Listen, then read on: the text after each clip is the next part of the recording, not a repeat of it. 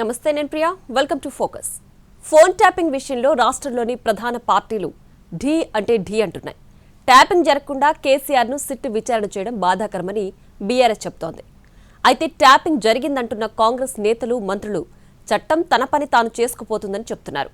మరి 2 ఏళ్లుగా ట్యాపింగ్ కేసులో ఎవరిని అరెస్ట్ చేశారో చెప్పాలంటోంది బీజేపీ. తెలంగాణ రాజకీయాల్లో అత్యంత ఉత్కంఠ రేపుతున్న ఫోన్ ట్యాపింగ్ కేసు విచారణ కీలక దశకు చేరుకుంది. మాజీ ముఖ్యమంత్రి బీఆర్ఎస్ అధినేత కల్వకుంట్ల చంద్రశేఖరరావును సిట్ బృందం 4.5 గంటలకు పైగా విచారణ జరిపింది. నందినగర్ నివాసంలో కేసీఆర్ను 6 అధికారుల బృందం ప్రశ్నించింది. గతంలో సాక్షుల వాంగ్మూలాల ఆధారంగా కేసీఆర్ను సిట్ అధికారులు ప్రశ్నించారు. బీఆర్ఎస్ ఎమ్మెల్యేల కొనుగోలు అంశంపై ఆడియోలు ఎలా వచ్చాయనే అంశంపై సిట్ సుదీర్ఘంగా విచారణ జరిపింది. ఈ కేసు విచారణను ముగించుకున్న అనంతరం కేసీఆర్ నివాసం నుంచి సిట్ అధికారులు వెళ్లిపోయారు. ముఖ్యంగా ఫోన్ ట్యాపింగ్ ఆదేశాలు ఎవరి సూచనతో జారీ అయ్యాయనే విషయం, నిర్ణయ ప్రక్రియలో కేసీఆర్ పాత్రపై సిట్ అధికారులు ప్రత్యేకంగా దృష్టి సారించినట్టు తెలుస్తోంది.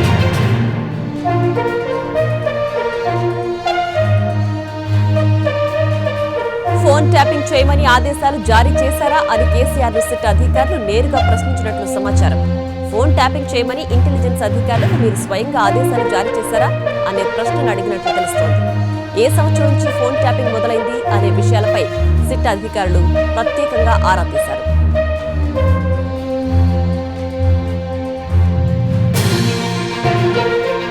ఫోన్ ట్యాపింగ్ సాధారణ భద్రత కోసమా లేక రాజకీయ అవసరాల కోసమా అంటూ పలు ప్రశ్నలు వేసినట్లు సమాచారం. ఎన్నికలకు ముందు ప్రతిపక్ష నేతల ఫోన్ను ట్యాప్ చేశారా, వారి ఫోన్ను ట్యాప్ చేయమని ఆదేశాలు ఇచ్చారా అంటూ సిట్ అధికారులు నేరుగా ప్రశ్నించారని సమాచారం. ఈ ప్రశ్నలపై కేసీఆర్ ఇచ్చిన సమాధానాలు ఈ కేసులు తమ దర్యాప్తులకు కీలకంగా మారనున్నాయని సిట్ అధికారులు భావిస్తున్నారు. ఇంటెలిజెన్స్ మాజీ చీఫ్ ప్రభాకర్ రావు వ్యవహారం కూడా సిట్ అధికారుల విచారణలో ప్రధాన అంశంగా మారింది. పదవీ కాలం ముగిసిన ప్రభాకర్ రావుకు మళ్లీ పదవిని ఎందుకు పొడిగించారు, ఆ నిర్ణయం వెనుక కారణాలేంటి అంటూ కేసీఆర్ సిట్ అధికారులు ప్రశ్నించినట్టు తెలిసింది. ఒకే వ్యక్తికి 2 కీలక పోస్టులు ఎందుకు, పరిపాలనా నియమావళికి విరుద్ధంగా ఒకే వ్యక్తికి 2 కీలక బాధ్యతలు అప్పగించడంపై కూడా సిట్ అధికారులు ప్రశ్నలు సంధించినట్టు తెలుస్తోంది. అది ఫోన్ ట్యాపింగ్ వ్యవహారంతో సంబంధం ఉందా అనే కోణంలో సిట్ విచారణ కొనసాగినట్లు సమాచారం.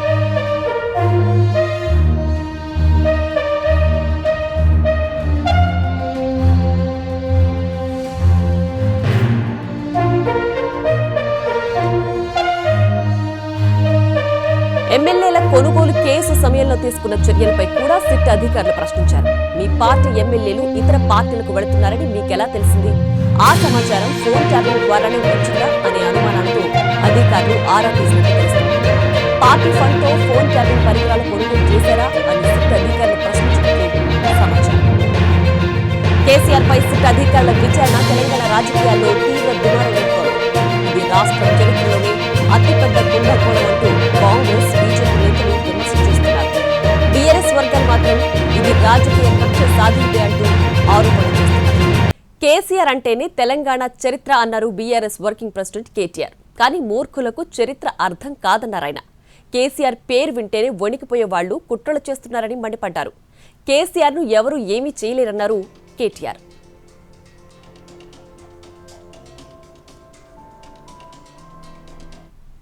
ఫోన్ ట్యాపింగ్ జరగలేదన్నారు కేటీఆర్. సీఎం రేవంత్ రెడ్డి విదేశాల నుంచి వచ్చే వరకు విచారణల పేరుతో కాలక్షేపం చేస్తున్నారని ఆరోపించారు. సిట్టు బృందం కూడా చట్టాన్ని గౌరవించడం లేదన్నారు. కాంగ్రెస్ ప్రభుత్వం కేవలం లీకులతో సమయం గడిపేస్తోందని, రాష్ట్ర అభివృద్ధిని పట్టించుకోవడం లేదని ఆరోపించారు కేటీఆర్. నాకు తెలిసినంత వరకు కేసీఆర్ గారిని అడిగింది స్పష్టం ఒకటే, ట్యాపింగ్ జరిగిందా అని అడిగారు. అలాంటిది ఏది జరగలేదు, అంతా బోగస్ సృష్టి అని చెప్పింటారు. ఎందుకంటే మమ్మల్ని అదే అడిగారు, బహుశా కేసీఆర్ గారిని కూడా అదే అడిగింటారని నేను అనుకుంటున్నాను. అడిగిందే అడగడం, తిప్పి అడగడం, మీకోసం కాలక్షేపానికి, ప్రజలకి వినోదానికి తప్ప ఇది ఈ కేసులో ఏమీ లేదు. It's absolutely a silly case, it's a frivolous case. జరిగింది ఏమీ లేదు, తప్పు. వారు మళ్ళీ పిలిచేది ఉంటుందని నేనైతే అనుకోను వ్యక్తిగతంగా. బట్ మళ్ళీ పిలిస్తే మళ్ళీ పోతాం, మళ్ళీ సహకరిస్తాం, మాకేమీ నష్టం లేదు, మేము చేసిన తప్పేమీ లేదు. 50-60 ట్రిప్పులు కొట్టినట్టున్నారు ఢిల్లీకి. ప్రతి వారం ఢిల్లీకి పోవాలి, కాంగ్రెస్ కు మూటలు సమర్పించుకోవాలి. కాంగ్రెస్ కు మూటలు ఇవ్వకపోతే కాంగ్రెస్ పెద్దలకు మీ సీటు పోతుంది. అట్లాగే ఢిల్లీలో ఉండే బీజేపీ పెద్దలను అర్ధరాత్రి దొంగరాత్రి వెళ్లి కాలు పట్టుకోవాలి, నా కేసులు దయచేసి పెట్టకండి, దయచేసి నేను అవసరమైతే భవిష్యత్తులో మీతో కలిసి నడుస్తా అని కాళ్ళు పట్టుకోవాలి. ఇది ఒకటే మీకు తెలిసింది. ఈ 2 ఏళ్లలో మరి మీరు రాష్ట్రానికి సాధించింది ఏమన్నా ఉందా దయచేసి చెప్పాలని చెప్పి నేను రాష్ట్ర ప్రభుత్వాన్ని అడుగుతా ఉన్నా. బుద్ధి తెచ్చుకొని ఇప్పుడు అన్ని ట్రై చేశారు మీరు. కాళేశ్వరం అన్నారు, స్కామ్ అన్నారు. 93,000 కోట్లు ఖర్చు అయిన దానిలో 1,00,000 కోట్ల స్కామ్ అన్నారు. అట్లాగే ఫార్ములా ఈ కుంభకోణం అన్నారు, ఏదో జరిగిందన్నారు. విద్యుత్ విషయంలో ఏదో రిటైర్డ్ జడ్జి గారు, సుప్రీంకోర్టు జడ్జి మదన్ లోకూర్ గారిని వేసి ఏదో సాధిస్తామన్నారు. మరి ఇప్పుడు ట్యాపింగ్ అంటూ 2 ఏళ్లుగా టైంపాస్ చేస్తున్నారు. ఈ సిట్ ఏదైతే ఉందో వారు చట్టాన్ని గౌరవించలేదు. భారత ప్రభుత్వం పార్లమెంట్ ద్వారా తెచ్చిన బిఎన్ఎస్ఎస్ చట్టాన్ని కూడా వీరు గౌరవించలేదు. అందులో పొందుపరిచిన నిబంధనలు కూడా గౌరవించలేదు. ఆ విషయాన్ని నిన్న మా ఆర్ఎస్ ప్రవీణ్ గారు చాలా వివరంగా మీకు చెప్పారు. సిట్ చట్టాన్ని గౌరవించలేదు. కానీ మేము ఒక బాధ్యత గల పార్టీగా, తెలంగాణ ప్రజల గొంతుగా, తెలంగాణ ప్రజల ప్రతినిధిగా పెద్దలు కేసీఆర్ గారు ఈరోజు సిట్ చట్టాన్ని గౌరవించకపోయినా, రాష్ట్ర ప్రభుత్వం ఆడిచ్చినట్టు ఆడుతున్నా కేసీఆర్ గారు మాత్రం చట్టం మీద, న్యాయం మీద ఉన్న గౌరవంతో వారు ఈరోజు సిట్ కి సంపూర్ణంగా సహకరించారు. గత 2 సంవత్సరాల కాంగ్రెస్ ప్రభుత్వ పాలన గురించి 3 ముక్కల్లో చెప్పాలి అంటే diversion, Subversion, perversion. Attention divert చేయడం, తమ చేతగానితనాన్ని సబ్వర్ట్ చేయడం, అట్లాగే పర్వర్ట్ రాజకీయాలు చేయడం. 3 ముక్కల్లో తేల్చాలంటే ఇదే ఈ రాష్ట్రంలో గత 2 సంవత్సరాలుగా జరుగుతున్న కాంగ్రెస్ పరిపాలన. కేంద్ర బడ్జెట్లో తెలంగాణకు అన్యాయం జరిగితే రాష్ట్ర మంత్రులు స్పందించకుండా కేసీఆర్ను తిడుతూ కూర్చున్నారని విమర్శించారు కేటీఆర్. సీఎం రేవంత్ రెడ్డి విదేశాల్లో విహారయాత్రలు చేస్తున్నారని సెటైర్లేశారు. ఒకవైపు కేంద్ర బడ్జెట్లో రాష్ట్రానికి అన్యాయం జరిగితే కేంద్రం కనీసం ఎంగిలి మెతుకులు కూడా మనకు విధించకపోతే బాధ్యతలో ఉన్న మంత్రులు, బాధ్యతలో ఉన్న ముఖ్యమంత్రి గారు ఎక్కడుండాలా, ఏం చేయాలి? ఈరోజు మంత్రులేమో కేసీఆర్ గారిని తిరుగుతా ఉన్నారు, ముఖ్యమంత్రి గారేమో గాలి తిరుగుడు తిరుగుతా ఉన్నాడు. విదేశాల్లో విహారయాత్రలు, ఆయన పర్వట్టు కోరికలన్నీ నెరవేర్చుకునే విధంగా కార్యక్రమాలు చేస్తా ఉన్నాడు. ఫోన్ ట్యాపింగ్ అంశంలో సిట్ చట్ట ప్రకారం విచారణ చేస్తోందన్నారు డిప్యూటీ సీఎం భట్టి విక్రమార్క. కక్ష సాధింపు చర్యలు కాంగ్రెస్ పాలనలో ఉండవన్నారు. మరోవైపు ఫోన్ ట్యాపింగ్ కేసులో ఇరుక్కున్న కేసీఆర్ కు సిట్ నోటీసులపై బీఆర్ఎస్ నిరసనలు చేయడం ఆశ్చర్యంగా ఉందన్నారు మంత్రి పొన్నం. చట్ట ప్రకారం జరిగే విచారణను బీఆర్ఎస్ రాజకీయం చేస్తోందని మంత్రి వాకిటి శ్రీహరి ఆరోపించారు. అయితే ట్యాపింగ్ కేసులో కీలకమైన కేసీఆర్ దీని నుంచి బయటకు రావడం అసాధ్యమన్నారు పీసీసీ చీఫ్ మహేష్ గౌడ్. దేశ రక్షణ కోసం ఉగ్రవాదాన్ని, తీవ్రవాదాన్ని కట్టడి చేయటం కోసం ఉపయోగించాల్సినటువంటి చట్టపరంగా అంది వచ్చిన ఆ ఫోన్ ట్యాపింగ్ అనే విధానాన్ని మీరు వదిలేసి మిగతా వాళ్ళ మీద, వ్యక్తులపైన, వ్యక్తిగతమైన జీవితాలపైన చేశారని చెప్పి ఆ రోజు కొద్దిమంది వ్యక్తులు కంప్లైంట్ ఇచ్చిన దాని మీద జరుగుతూ ఉన్నట్టు. విచారణ అనేది దాని విధానం ప్రకారం పోతుంది. కానీ నా ఇష్టాలకి, మీ ఇష్టాలకు అనుగుణంగా చేయటం అని అంటే అది కక్ష సాధింపులోకి పోతుంది. అటువంటి కక్ష సాధింపు ఆలోచన మాకు ఎవరికి లేదు. దానికి సమర్థించుకుంటుంటే కొద్దిగా సిగ్గనిపించలేదని అడుగుతా ఉన్నాం.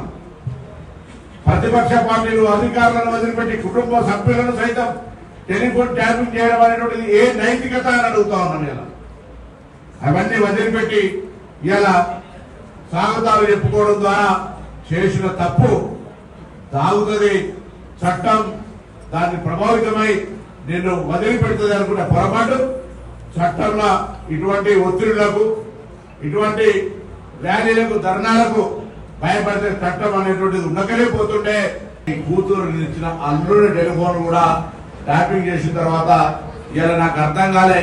రాజకీయ పార్టీలో తప్పకుండా రాజకీయ పార్టీల నాయకుల కొరకు చర్యలు కొడతారు, స్వాగతాలు చెప్తారు. కానీ ఇటువంటి తప్పు పని చేసిన తర్వాత కూడా అది గొప్ప పని చేసినట్టుగా, దానికి పెద్ద ఈ దేశ స్వాతంత్రం కోసం పోరాడినట్టుగా వాళ్ళకు స్వాగతం చెప్తూ, నిరసన చెప్తుంటే నాకు ఆశ్చర్యం అనిపిస్తుంది, జాలి కలుగుతుంది వాళ్ళ మీద. మీరు ఒక్కరే వచ్చారా? గతంలో ఎంతోమంది మాజీ ముఖ్యమంత్రులు ఈ సీట్కి పిలిస్తే రాలేదా? ఒకవేళ నిజంగా కూడా చాలా సందర్భాలు మనం కేసీఆర్ గారు మాట్లాడేటప్పుడు వింటాం. మేము శుద్ధపూస అసలు కడిగిన ముత్యంలాగా బయటకు వస్తాం. అదే మాట మీరొక్కరే వచ్చి మాకు పిలిచారు, కడిగిన ముత్యంలాగా బయటికి వెళ్ళిపోతే అయిపోయేది కదా. అది పక్కకు పెట్టేసేసి ఇది ప్రభుత్వం ప్రతిపక్షం మీద తీసుకుంటున్న కఠిన చర్య దేనికి? ఇది రొటీన్గా జరిగే ఒక ప్రక్రియ. సిట్ ఆఫీస్లో ఉన్నటువంటి సిట్ సంస్థ చేసినప్పుడు వెలువడిన పేర్లు ఇంకెవరెవరి పేర్లు ఉన్నాయో ఈరోజు మిమ్మల్ని పిలిచారు, ఎవరు పిలుస్తారో తెలియదు. ప్రభుత్వం ఒకటే ఆలోచన చేస్తూ ఉంది, ఏం జరిగింది, ఎందుకు జరిగింది ఫోన్ ట్యాపింగ్. అన్యాయంగా నా మీద రాజకీయ కక్షతో వ్యవహరిస్తున్నారని రకరకాలుగా దీన్ని ప్రచారం చేసుకునే ప్రయత్నం చేస్తూ ఉన్నారు కేసీఆర్ గారు. కేసీఆర్ గారు తెలుసుకోవలసింది, ఇది ప్రజాస్వామ్యమైనటువంటి ప్రభుత్వం. మీరేం రాజు కాదు, రాజరిక పాలనలో లేము. మారుమూల గ్రామంలో ఉన్నటువంటి ఒక సామాన్యుడికి ఏ రకమైనటువంటి చట్టం వర్తిస్తుందో అదే రకమైనటువంటి చట్టం మీకు కూడా వర్తిస్తుంది. ప్రజాసేవలుండి ముఖ్యమంత్రిగా పనిచేసి ఉండొచ్చు, కానీ అదే చట్టం మీకు కూడా వర్తిస్తుంది. ఫోన్ ట్యాపింగ్లో మీరు ఇరుక్కుపోయినారు, తప్పించుకోలేనటువంటి పరిస్థితి. నేను ముఖ్యమంత్రిగా చేశాను కాబట్టి నాకు ఎగ్జామ్షన్ ఇవ్వాలని అడుగుతా ఉన్నాడు. ముఖ్యమంత్రికి తెలియకుండా ఇజ్రాయెల్ కంపెనీకి సంబంధించిన ఒక సెటప్ను తీసుకొచ్చి ఇక్కడ ఫోన్ ట్యాపింగ్ కొరకు ఒక అధికారి వాడే పరిస్థితి ఉన్నదా? రెండవది, ఎన్నికలైపోయిన తెల్లారే ఎందుకు వాటిని విధ్వంసం చేసిండ్రు? ఎందుకు వాటిని ధ్వంసం చేసి మూసీలో అక్కడిక్కడ బారేసిండ్రు? ఉండాలి కదా, రిజల్ట్ అయిన తెల్లారే. అంటే రాకపోతే ఇంకా కేసీఆర్ 3.0 ఉండనమాట. సరే, కేసీఆర్ 3.0 వస్తే మేమందరం ఎక్కడో ఉండేటోళ్ళం మనం అనుకున్నాం. అప్పుడే రేవంత్ అన్న మేమంతా అనుకున్నాం. ఈరోజు ఆత్మగౌరవం గురించి మాట్లాడుతూ ఎప్పటికీ అధికారంలోనే ఉంటాం, ఫోన్ ట్యాపింగ్లు చేస్తాం, ప్రతిపక్ష పార్టీలు ఏ విధంగానైతే మాట్లాడుకుంటుర్రో, ఏం వ్యూహం వేస్తుర్రో తెలుసుకొని వాళ్ళ వ్యూహాలను చిత్తు చేస్తామని ఒక అధికార దుర్వినియోగానికి పాల్పడ్డ మీరు ఇప్పుడు వచ్చి ఇలా కేసీఆర్కి నోటీస్ ఇస్తే రాష్ట్ర వ్యాప్తంగా మీరు నిరసనలు ప్రదర్శించి తెలంగాణ ప్రజల ముందు డ్రామాలు ఇస్తారా? నేను ఇలా తెలంగాణ ప్రజలకు చెప్తున్నా, మీరు ముందే పసిగట్టి వీళ్ళని తరిమి కొట్టిర్రు, తెలంగాణ ఆత్మ గౌరవాన్ని కాపాడుకోనికి అని చెప్తున్నా. కేసీఆర్ జాతిపిత కాదు. ఫోన్ ట్యాపింగ్ కేసులో కేసీఆర్ ని ప్రశ్నిస్తున్నది ప్రత్యేక దర్యాప్తు బృందం కాదు, సీఎం ఇన్స్ట్రక్షన్ బృందం అన్నారు బీఆర్ఎస్ నేత హరీష్ రావు. నోటీసుల వెనక చట్టం లేదని, కేవలం రాజకీయ ప్రతీకారం, రేవంత్ రెడ్డి అహంకారం మాత్రమే ఉన్నాయన్నారు. విదేశాల్లో ఉన్న సీఎం ఫోన్ చేసి ఏం చెబితే ఇక్కడ ఉన్న పోలీసులు అది పాటిస్తున్నారని విమర్శించారు హరీష్ రావు.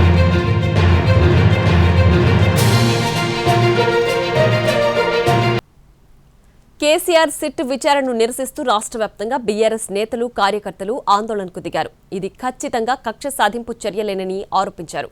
రాష్ట్ర సాధన కోసం ప్రాణాలు సైతం లెక్క చేయని కేసీఆర్ సిట్ విచారణ బాధాకరమని అన్నారు. త్వరలో రాష్ట్రంలో అధికారంలోకి వచ్చేది బీఆర్ఎస్ ప్రభుత్వమేనని తెలిపారు బీఆర్ఎస్ నేతలు. రాష్ట్రంలోని పోలీస్ యంత్రాంగానికి, ముఖ్యంగా ఈ రాష్ట్ర డీజీపీకి, సిట్కి నాయకత్వం వహిస్తున్న పెద్దలకి ఒక విషయం తేటతెల్లమైందని నేను అనుకుంటా ఉన్నా. అసలు ఎలాంటి తప్పు జరగలేదు అనే మాట స్పష్టంగా ఈ విచారణను నిర్వహిస్తున్న అధికారులకు ఇవాళ తేటతెల్లమైందని చెప్పి నేను భావిస్తా ఉన్నా. ఎందుకంటే నిజానికి ఏ తప్పు జరగలేదు, ఏ తప్పు ఎక్కడా కూడా మా ప్రభుత్వం ఎన్నడూ చేయలేదు. పట్టపగలే దోచుకుంటున్న దోపిడి దొంగలు కాంగ్రెస్, రేవంత్ రెడ్డి, వాళ్లకు సపోర్ట్ చేస్తున్న బీజేపీ నాయకులు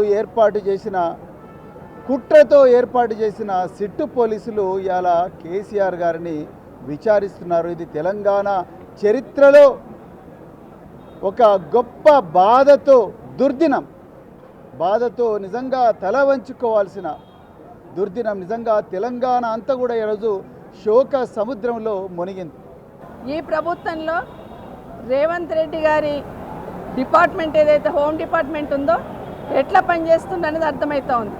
ఒక ప్రతిపక్ష నాయకుడిగా ఈ రాష్ట్రానికి 10 సంవత్సరాలు ముఖ్యమంత్రిగా చేసిన కేసీఆర్ గారు, 14 సంవత్సరాలు ఉద్యమ నాయకుడిగా ఉన్న కేసీఆర్ గారి అడ్రస్ తెలియదంటే ఈ డిపార్ట్మెంట్ కళ్ళు మూసుకొని పనిచేస్తుందా అనేది ఒకసారి ఆలోచించాల్సిన అవసరం ఉంది. నిజంగా ఈరోజు కేసీఆర్ గారిని ఏ రకంగా అవమానించాలనే శతవిధాల ప్రయత్నం రేవంత్ రెడ్డి గారు చేస్తూ ఉన్నారు. గతంలో కాళేశ్వరం కమిషన్లో పిలిచారు విచారణకి, గంటలు కూర్చోబెట్టి విచారణ చేస్తున్నారు. మళ్ళీ ఇప్పుడు ఫోన్ ట్యాపింగ్లో కేసీఆర్ గారి అడ్రస్ తెలియదని, ఇంట్లో ఎవరు లేరని గోడ కతికిచ్చిపోయి వాళ్ళు ఇచ్చిన నోటీస్ని గోడ కతికించి ఒక రకమైన అవమానం చేయాలనే ప్రయత్నం చేస్తున్నారు. కేసీఆర్ గారికి సిట్ నోటీసులు ఇవ్వడం అంటే తెలంగాణ గౌరవాన్ని మరి కించపరిచినట్టే. తెలంగాణ సాధకుడిగా మరి తొలి ముఖ్యమంత్రిగా కేసీఆర్ గారు బంగారు తెలంగాణ దిశగా అడుగులేస్తూ ఎన్నో కార్యక్రమాలను అన్ని వర్గాలకు అన్ని రంగాలకు సంబంధించినటువంటి కార్యక్రమాలు తీసుకొచ్చి దేశంలోనే కొత్త రాష్ట్రమైనటువంటి తెలంగాణను ఆదర్శ రాష్ట్రంగా తీర్చిదిద్దినటువంటి ఘనత మన కేసీఆర్ గారు.